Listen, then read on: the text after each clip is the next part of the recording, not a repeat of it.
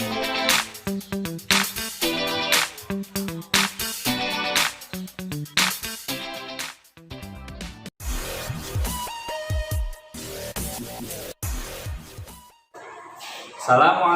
warahmatullahi wabarakatuh. Good morning, soleh-soleha. How are you today? Alhamdulillah. Semoga kita semua diberikan kesehatan dan dilindungi oleh Allah Subhanahu wa Ta'ala. Oke, pada kali ini kita akan mempelajari tema 2, subtema 3, terutama di pembelajaran bahasa Indonesia. Oke, tapi sebelumnya marilah kita berdoa terlebih dahulu bersama-sama. Bismillahirrahmanirrahim. Rabbi zidni ilma warzuqni fahma. Amin ya rabbal alamin. Oke, selanjutnya Pak Ivan akan membacakan tentang tujuan pembelajaran. Tujuan pembelajarannya yaitu yang pertama adalah dengan mencermati teks bacaan yang disajikan, siswa mampu menemukan informasi tentang bahaya kabut dan cara mengatasinya. Yang kedua, dengan membaca teks, siswa mampu menyebutkan informasi terkait dengan pertanyaan apa, siapa, di mana, bagaimana, dan mengapa. Oke ya.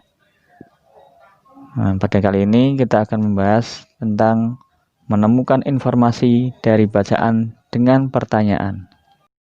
Masih ingatkah kalian apa saja kata tanya yang telah kita pelajari? Ya, yang pertama ada kata tanya apa, siapa, kapan, di mana, mengapa, dan bagaimana. Nah, apa saja fungsinya? Pertanyaan kata tanya apa itu berfungsi untuk menanyakan benda atau suatu hal. Kemudian kata tanya siapa untuk menanyakan orang atau pihak yang terlibat. Kata tanya kapan untuk menanyakan waktu terjadinya peristiwa. Kata tanya di mana untuk menanyakan tempat berlangsungnya suatu peristiwa. Kata tanya mengapa itu digunakan untuk menanyakan sebab atau alasan suatu peristiwa. Dan yang terakhir, bagaimana itu untuk menanyakan cara, proses, atau keadaan.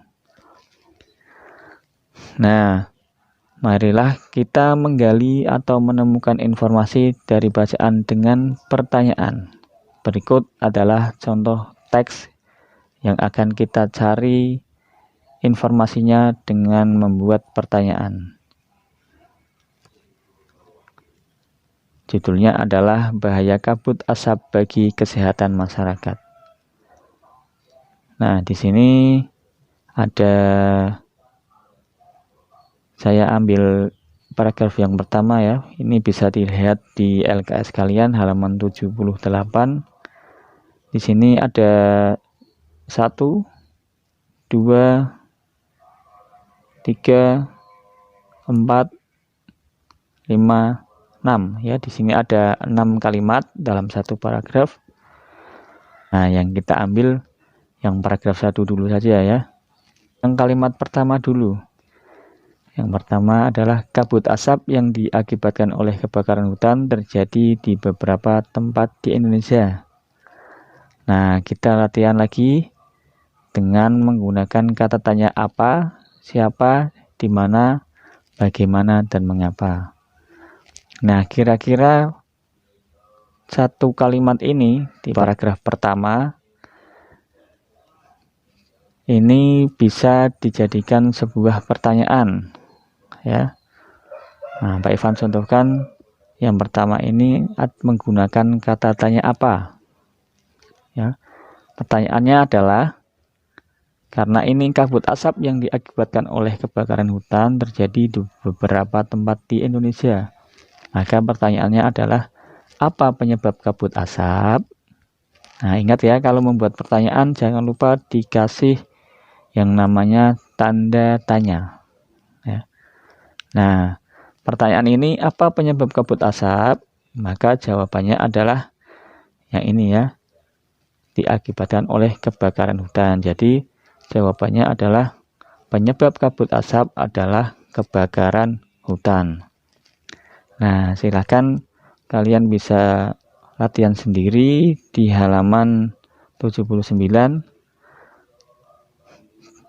Dalam 3 paragraf itu kalian bisa buat ini ya, gali informasinya dengan menggunakan kata tanya apa, siapa, di mana, bagaimana, dan mengapa. Nah, jangan lupa latihan terus, karena semakin banyak latihan maka kita akan semakin lancar ya, akan semakin mudah dalam mengerjakannya. Oke, kita lanjut ke bab berikutnya, yaitu tentang membuat poster.